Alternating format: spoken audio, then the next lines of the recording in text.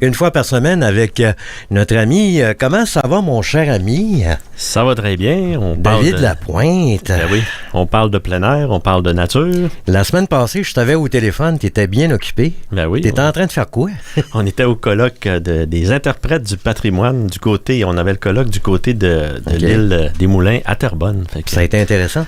Oui, c'est toujours intéressant. J'adore l'histoire, j'adore le patrimoine, puis j'adore aussi le patrimoine naturel. Fait que ça me permet de parler les deux. En tant que directeur du développement des parcs régionaux de la Matawini, tu vas me parler des refuges. Oui, bien, la saison se poursuit. Hein. Les gens, là, on approche du mois de novembre, là, la grisaille, on en parlait tantôt, Alain. Fait que on parlait des gens qui font des dépressions. Ça pourrait peut-être aider là, d'aller dans le bois un peu. Aller dans la nature. On pense des fois, là, arriver au mois de novembre, il n'y a plus de feuilles dans les arbres. L'automne, les belles couleurs, toute la luminosité de l'automne, c'est fini. Mais ben non, on peut prolonger la saison pour les amateurs de plein air, puis les amateurs de camping, là, puis les autres qui voudraient découvrir ça. Une belle alternative, c'est les refuges. Fait que là, c'est important d'expliquer c'est quoi un refuge. Comment ça fonctionne. Oui. Comment ça fonctionne, c'est ça.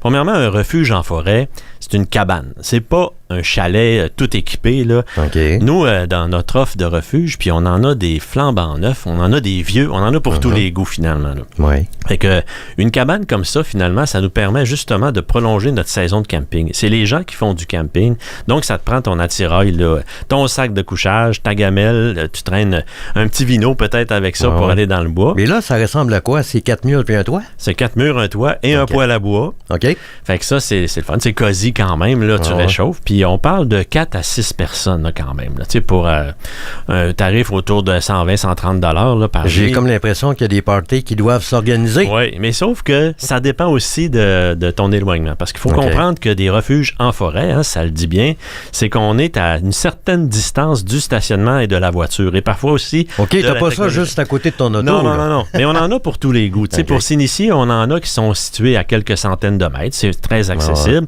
Mais tout le long de nos sentiers, on a des refuges. Ça, c'est bon pour les gens comme moi. Là. 100 mètres, 100 mètres. c'est vrai. Mais on en a aussi, on parle de plus en plus du tourisme accessible, tu vois, la petite famille. Fait qu'il faut comprendre ça aussi. Mais il y a des gens qui aiment ça, marcher ou s'y aller un peu plus loin. Oui, on s'adresse principalement à notre clientèle de plénéristes, de gens de plein air.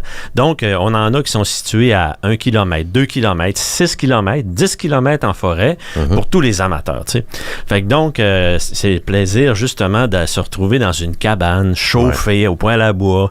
Tu sais, le temps est un peu maussade, mais ça ne nous empêche pas d'aller marcher. On se couvre un petit peu plus. En fin de semaine, il annonce pas si mal. Des nuages puis du soleil, il pleut pas. On va avoir encore du monde dans nos sentiers. On est bien content. Mais là, on s'en va vers novembre. Là, puis je continue à dire aux gens, il faut continuer de sortir, il faut continuer de bouger. Mais là, tu me disais que la semaine passée, il y avait un monde fou.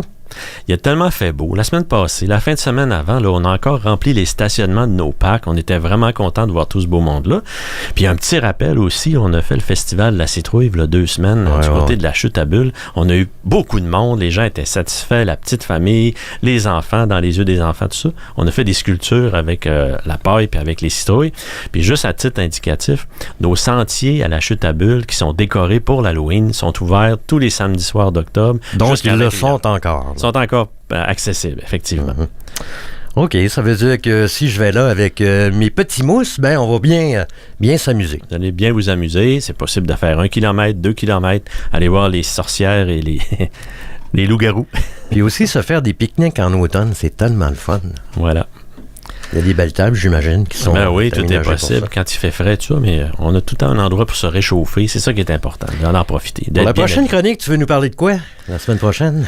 La semaine prochaine, on fait une petite pause parce qu'on est dans la période morte, si on veut, le mois de novembre, mais on va revenir... Donc là, c'est la petite dernière. Là. La petite dernière pour cet automne.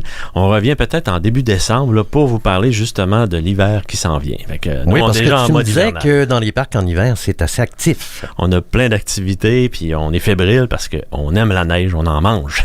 Merci mon cher, et puis on se retrouve incessamment. À bientôt. Salut, bye.